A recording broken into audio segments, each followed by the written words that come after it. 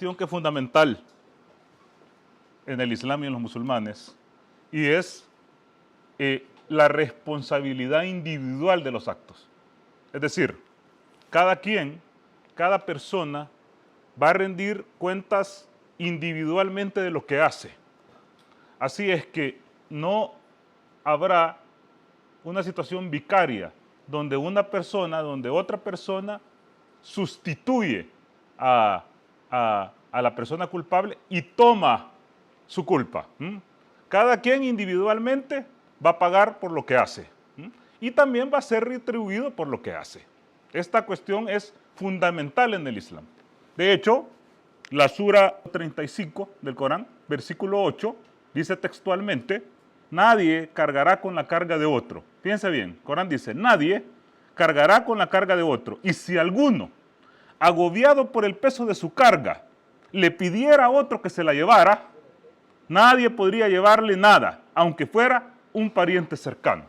Entonces, el Corán es clarísimo en esto. La responsabilidad es individual. También la Sura 2, o la Sura de la Vaca, versículo 287, dice textualmente: Alá no impone a nadie sino en la medida de su capacidad. Tendrá a su favor de lo que haya obtenido y en su contra lo que haya buscado. Entonces, esta creencia de la responsabilidad individual es central en el Islam. Y difiere de lo que dice el cristianismo, de que las culpas sí pueden ser cargadas por otra persona. De hecho, la teología cristiana es fundamental en decir de que, de alguna manera, Jesús, la paz con él, cargó las culpas de la humanidad y las pagó en la cruz a través de su muerte. Es decir, a través de un sacrificio humano, pagó las deudas de la humanidad. O sea, hay una diferencia total entre la teología islámica, que pregona la responsabilidad individual, y la teología cristiana, que pregona la posibilidad de que otro ser pueda cargar con las culpas ajenas. O sea, en la Biblia, aparentemente, en el texto bíblico, podemos encontrar tanto en el Antiguo Testamento como en el Nuevo Testamento lo que el Corán pregona, que la situación de la salvación es también individual. De hecho, en Deuteronomio, que es un libro de la ley atribuido a Moisés, donde se encuentra la Torá judía, que es la parte más importante del judaísmo, dice en el versículo 24, en el capítulo 24, versículo 16, dice: los padres no morirán por los hijos, ni los hijos por los padres. Cada uno será responsable de su pecado. Deuteronomio lo que está diciendo es lo mismo. No, los hijos no pueden cargar las culpas de los padres, ni los padres pueden cargar la culpa de los hijos. Y en el Nuevo Testamento, en lo que tenemos del resabio del Evangelio, Jesús dice en Mateo 24, 27, capítulo 24, versículo 27, dice: porque el Hijo del Hombre, refiriéndose a él mismo, vendrá en la gloria del Padre con sus ángeles, y entonces cada uno pagará conforme a sus obras. Entonces nosotros vemos en estos textos que el sacrificio vicario, o sea, el sacrificio de una persona que carga los pecados de otra, es inexistente. En estos textos del Antiguo Testamento y del Nuevo Testamento es inexistente. De hecho, también en Juan, capítulo 5, versículo 29 dice: y los que hicieron lo bueno saldrán a resurrección de vida, mientras que hicieron lo malo saldrán a resurrección de condenación. Por supuesto que también hay textos dentro de la Biblia que hablan de este sacrificio vicario, especialmente en las llamadas cartas o epístolas de origen paulino. Ahí sí se encuentra de alguna forma el hecho de que hubo un pago en la cruz por la muerte de un ser noble, y este ser noble, al morir, dejó saldada la cuenta de la humanidad. La cuestión es que en la Biblia hay varios versículos donde Dios perdona a la humanidad o de donde Dios perdona a un pueblo sin necesidad de que medie un sacrificio. Es decir, Dios perdona porque Él es perdonador sin necesidad de que medie la sangre de alguien o el sufrimiento de alguien o la muerte de alguien. Por ejemplo, en Números, que también es otro libro de la ley, del Pentateuco judío, en el capítulo 14, del versículo 19 al 20, dice, Moisés hace una súplica y le dice a Dios, Dios mío, perdona, te ruego, la iniquidad de este pueblo. Hablando de la totalidad del pueblo de Israel que estaba con él en el Éxodo. Entonces dice, Dios mío, perdona, te ruego, la iniquidad de este pueblo, conforme a la grandeza de tu misericordia. Conforme a la grandeza de tu misericordia, así como has perdonado a este pueblo desde Egipto hasta aquí. Entonces el Señor le dijo, Dios, el Creador, Elohim, Allah, le dijo, los he perdonado según tu súplica.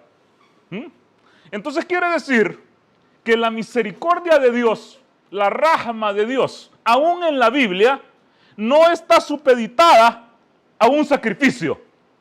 Es decir, no es necesario que haya un sacrificio para que Dios te perdone.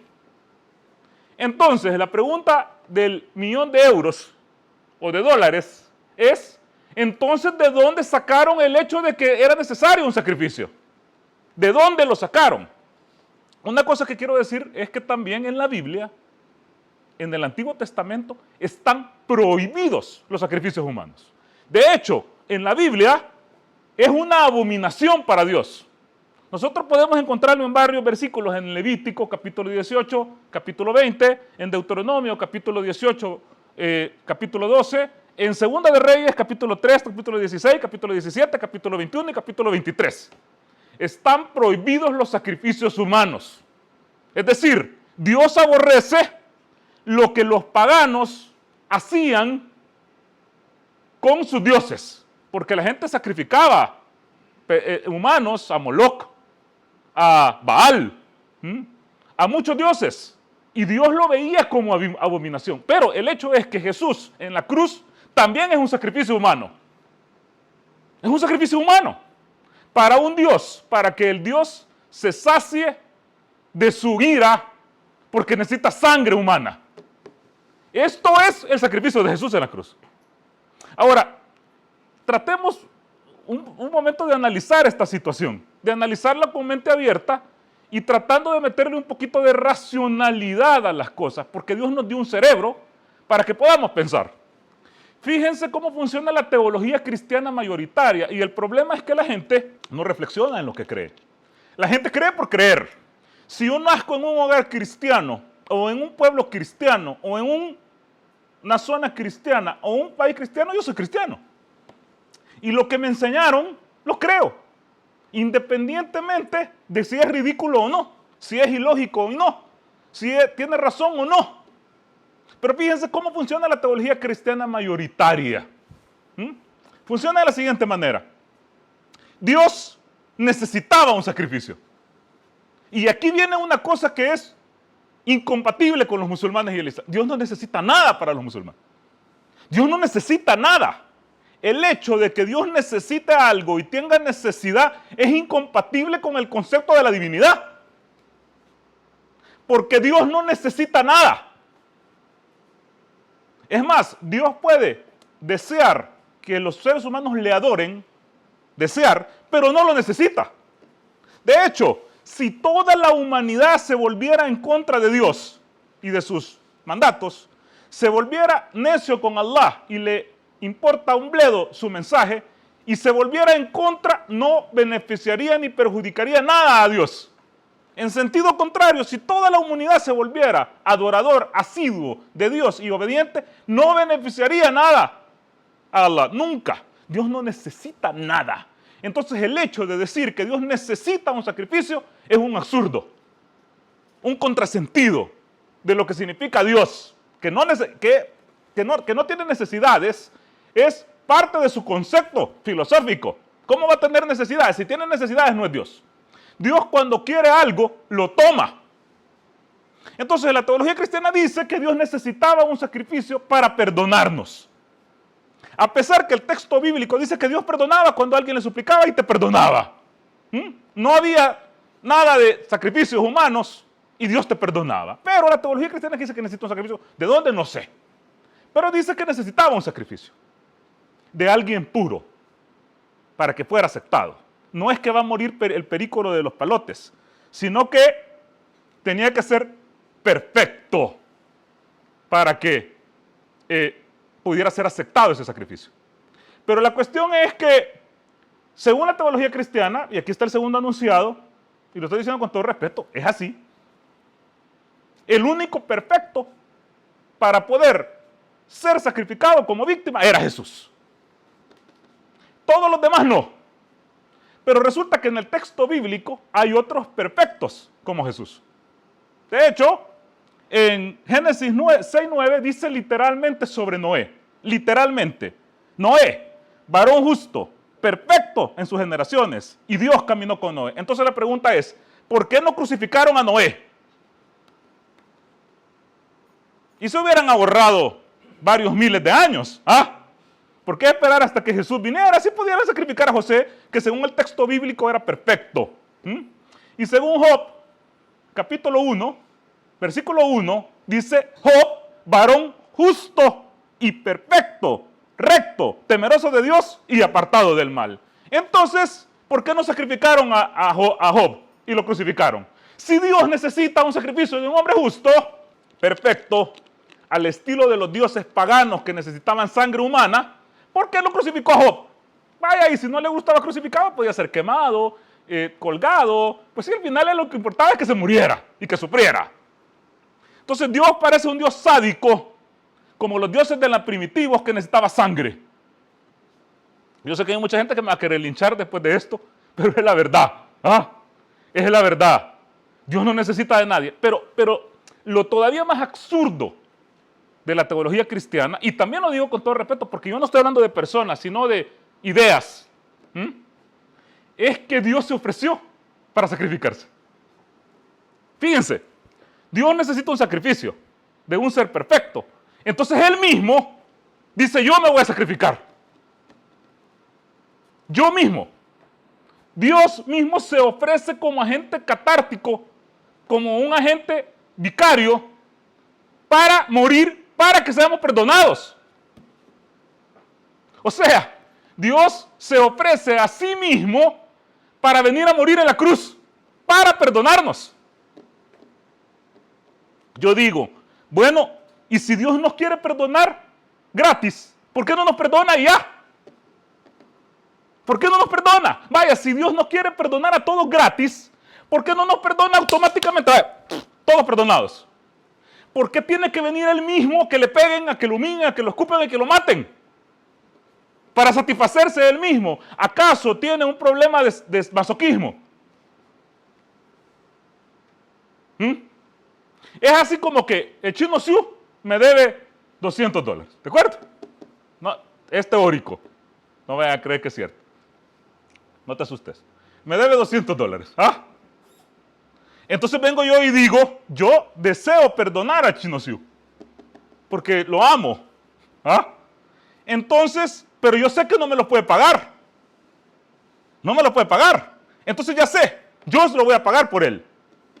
Entonces, como no tengo efectivo en la cartera, me voy en mi carro y me voy al cajero. Y paso la trabazón y la cola del cajero y todo esto, y entonces meto la tarjeta y saco $200. Y agarro los $200 y los meto en mi cartera. Y digo, vaya Chino, ya estás perdonado. ¿Es necesario esa vuelta? ¿Por qué no lo perdono y ya? Vaya, si no quiero que me pague la deuda, le digo, estás perdonado de la deuda. ¿Por qué tiene que venir a morir él mismo? Es lo más retorcido de las teologías que puede haber. Pero ni siquiera las griegas llegan a eso. Entonces Él viene al mundo para morir, porque es necesario que se sacrifique para que a través de su muerte nos salve de los pecados. Por favor.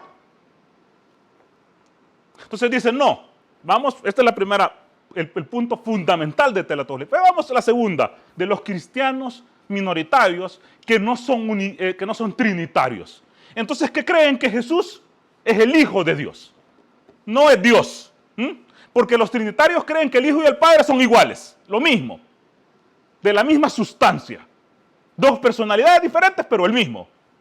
Pero la teología cristiana unitaria, que es minoría, cree que Jesús es el Hijo, pero no es el mismo Dios. Entonces, funciona más o menos así.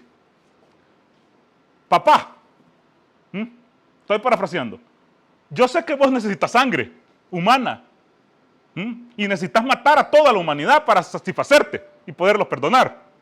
Pero entonces hace una cosa, ¿por qué no me matas a mí? Yo me voy a suicidar y aceptas mi sacrificio para que te sacies de sangre. Entonces Dios le dice a Jesús, desde la perspectiva cristiana unitaria, vaya, ok, voy a aceptar tu sacrificio. Está bien, andate que te peguen allá a la tierra y yo con eso me voy a satisfacer.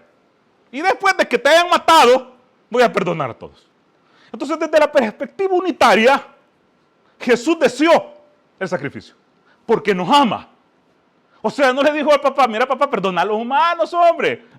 Que se te pase el enojo, sino que dijo, yo me voy a ir a morir. Pero resulta que el texto bíblico contradice eso. Mateo, capítulo 26, versículo 36, dice que Jesús, lo vamos a leer textualmente, caminó en Getsemaní y oró. Y dijo, mi alma está triste hasta la muerte. Se postró en tierra y le dijo, Dios mío, que pase de mí esta copa. O en otras palabras, en otras traducciones, que pase de mí este cáliz. Pero que no se haga mi voluntad, sino que se haga tu voluntad.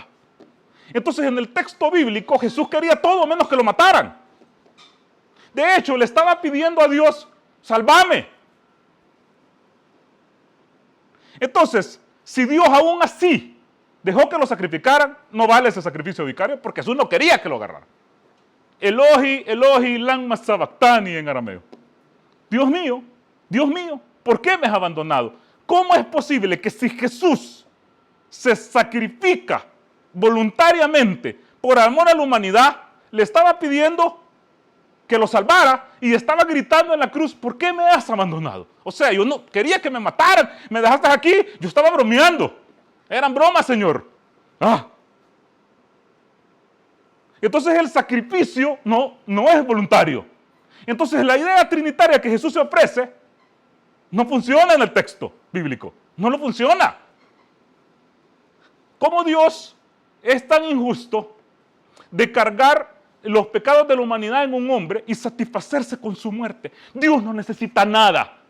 Si Dios quiere perdonarnos, nos perdona. No necesitamos nada de sacrificios en la cruz. Ahora, ¿cómo se justifica cuando yo planteo esto?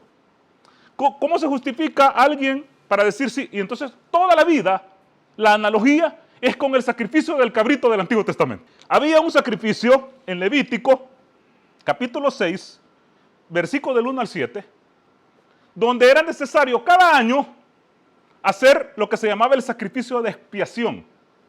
¿Qué significaba? Las familias ofrendaban un cabrito o un cordero de su propiedad para inmolarlo en el templo.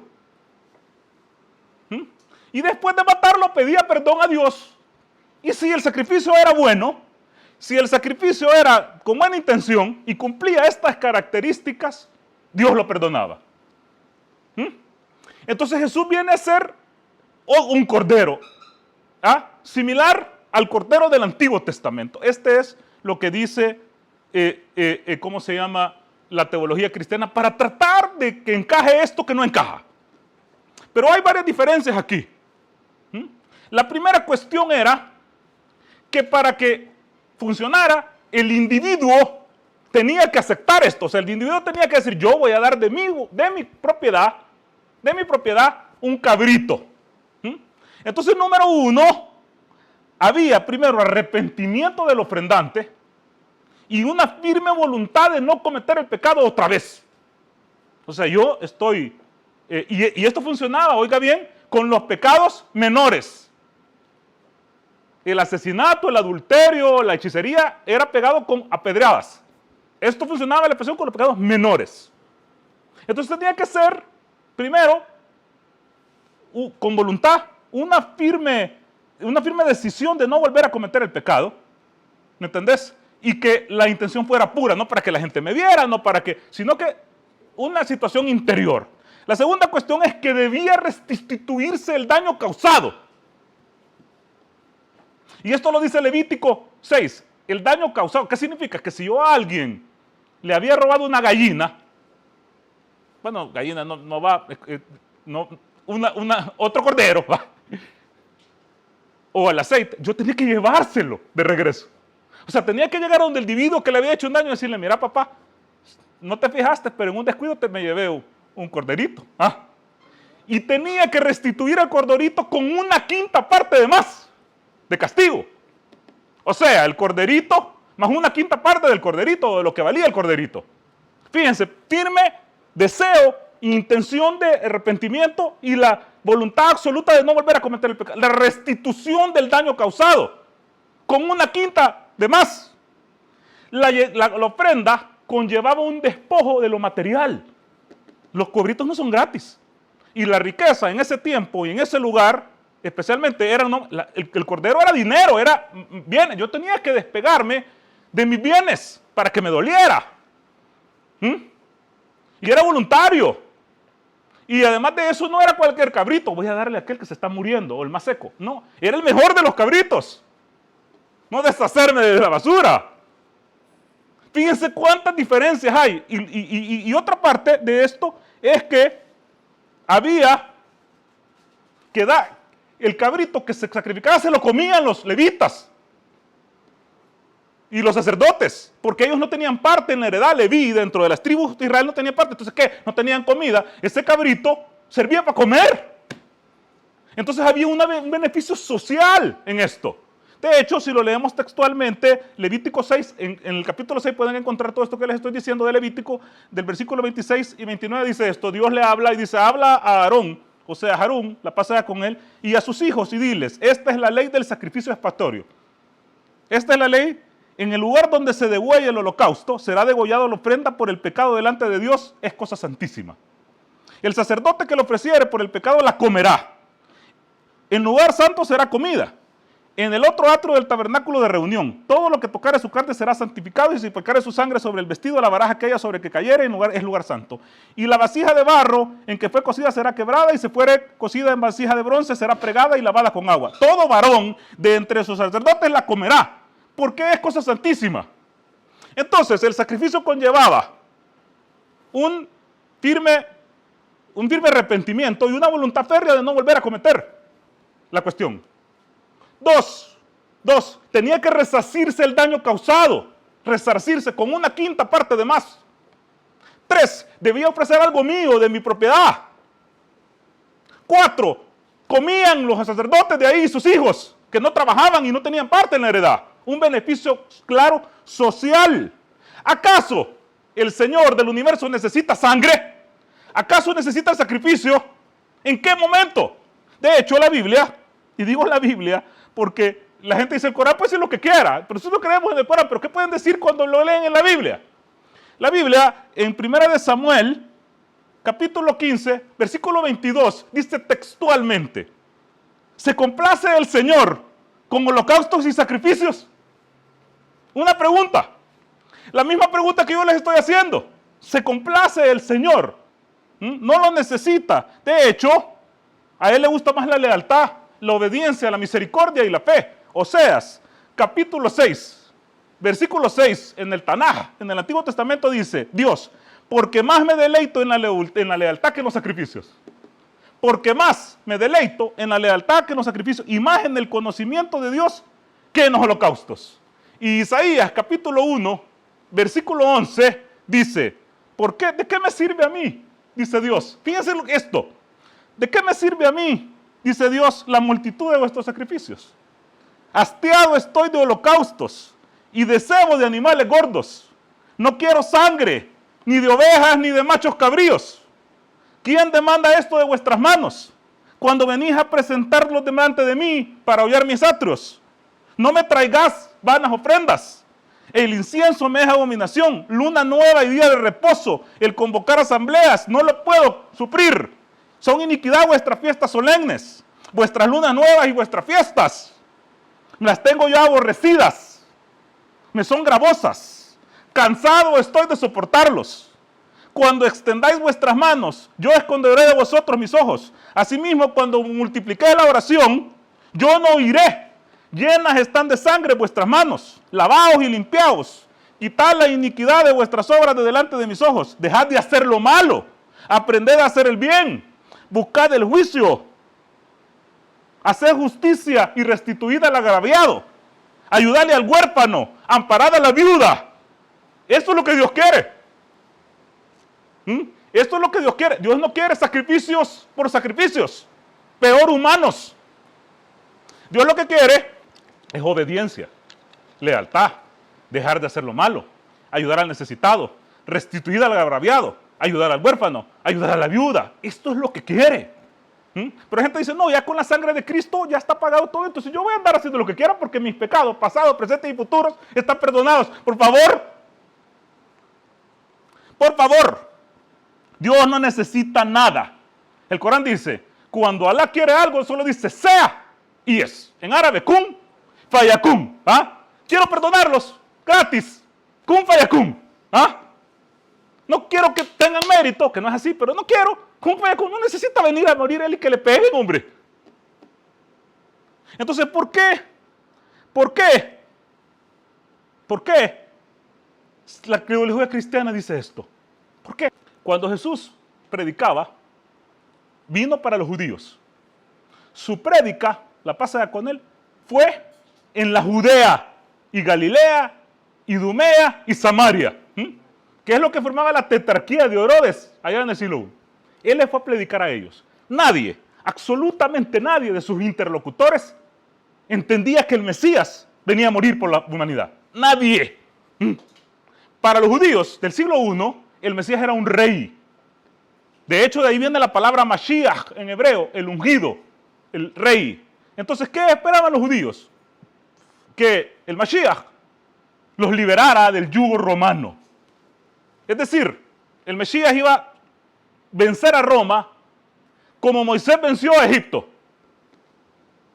El Mesías iba a vencer al César como Moisés venció al faraón. Y Jerusalén e Israel iban a reinar sobre la tierra. Este es el concepto de Mashiach que tenía el judaísmo. Entonces muchos Mashiach aparecían, o predicadores aparecían, y la gente decían, este es el Mesías. ¿Y qué pasaba? Cuando Roma escuchaba, este es un Mesías, mátenlo. Porque sabían que esto significaba revueltas en Judea. Mátenlo. Entonces antes de Jesús, vinieron varios Mesías que ya sea se autoproclamaron o los proclamaron que fueron muertos y crucificados. Por ejemplo, Simón de Perea, que era un candidato al Mesías anterior a Jesús y que también fue muerto.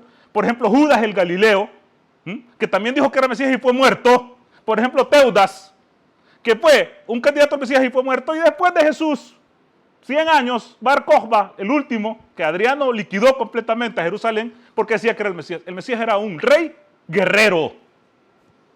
Entonces, ¿qué pasa? Cuando se supone que prenden a Jesús, Marcos 14:50 dice, todos los discípulos huyeron. Todos huyeron. Nadie se quedó ahí. El pobre Pedro queda mal parado según Marcos, que hasta lo niega. Pero después, patita, ¿para qué te quiero? Y huye. Nadie sabe qué pasó con Jesús en ese momento. Nadie. Las únicas que se quedaron eran las mujeres. Y eso está atestiguado en los mismos evangelios, por lo menos los sinópticos, Mateo, Marcos y Lucas. Entonces muchos seguidores de Jesús lo vieron vivo después de la crucifixión. Muchos seguidores lo vieron vivo y dijeron, resucitó. Y muchos seguidores de Jesús creyeron que Jesús había resucitado. ¿Qué pensaban los discípulos, los apóstoles de Jesús? No sabemos. No hay ningún libro de los apóstoles de Jesús.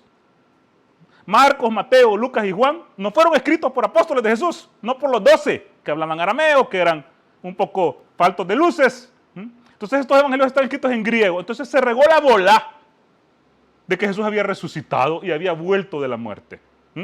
Pero la pregunta era, está bien, volvió de la muerte y resucitó, pero ¿por qué murió? ¿Por qué nuestro rey, el que iba a ser nuestro rey, lo humillaron, Imagínense uno que tenga un líder político, militar, y que vengan los enemigos y le peguen una gran tunda, le pongan una corriente de escupa y lo escupan y lo crucifiquen. O sea, todo el mundo estaba con la moral baja, pues. Entonces la gente pensaba que Jesús estaba, entonces empezaron a elucubrar teologías para tratar de justificar el por qué el Mesías había muerto. Y se inventaron esta cochinada cantinflesca. Porque es difícil que la razón lo entienda. No, es que Dios necesitaba un sacrificio. Primera cuestión, Dios no necesita nada, como les decía. Segundo, Él se ofrece para morir, porque la sangre era necesaria. Como que era un pagano, como un Dios pagano, que se le hacían sacrificios humanos. Entonces se elabora toda esta teología después de la desaparición de Jesús, años después y esa es la que pega. Porque habían otras teologías, a la par de esa, que pegaron en los primeros años, pero no tanto. Por ejemplo, el docetismo, que era un movimiento cristiano importante en el siglo I, antes de la escritura de Mateo y Lucas, después de Marcos, que creía que Jesús no había sido crucificado y que en su lugar se había crucificado una ilusión. De hecho, de ahí viene docetismo, de dokae en griego, que significa ilusión. Entonces los docetas, que eran cristianos, también seguidores de Jesús, opinaban diferente a los paulinos. Pero al final, la teología paulina fue imponiéndose porque era más fácil, sacrificio gratis, apoteosis, Dios se convierte, el humano se convierte en un Dios en el Olimpo. Los griegos estaban acostumbrados a eso y esta fue la teología que creció más. Este cristianismo paulino, pagano, es el que se impuso sobre otros cristianismos que eran muchos pensamientos diferentes que opinaban otra cosa. Entre ellos, gente que creía que no fue Jesús el que se crucificó. De hecho, los basilianos, que también eran un grupo cristiano, creían que el que había sido crucificado era Simón de Cirene en vez de Jesús. A partir de Marcos, que dice que Simón de Cirene cargó la cruz. Esto creían ellos. No estoy diciendo que lo creo yo. Lo que estoy diciendo es que había un montón de grupos que creían, tenían opiniones diferentes. Bueno, si para los 12 apóstoles, Juan, Pedro, Andrés, Bartolomé, Mateo, Felipe, Tomás, si para estos 12 que eran los mandamases, los más cercanos a eso, estaba claro que Jesús había resucitado y muerto, entonces ¿por qué hubieron tantos corrientes diferentes de pensamiento? Simple y sencillamente porque no estaba claro. Entonces la que se impuso fue esta, pero nosotros con corazón abierto y con mente abierta podemos entender que el sacrificio vicario no cumple la grandeza de Dios, la omnipotencia de Dios y la justicia de Dios. Pero lo último que les voy a decir, porque ya se me fue la hora, es que el mismo Jesús, fíjense bien, el mismo Jesús en los evangelios dice que Dios no quiere sacrificio. Esto es más chistoso, que dicen que Jesús venía por un sacrificio, pero Mateo, en dos ocasiones en los evangelios, en Mateo 9:13 y en Mateo 12:17, en 9:13 y 12:17 dice, id y aprended lo que significa cuando Dios dice, misericordia quiero y no sacrificio. Muchas gracias, hermanos, que Alá les bendiga. Salamu alaikum.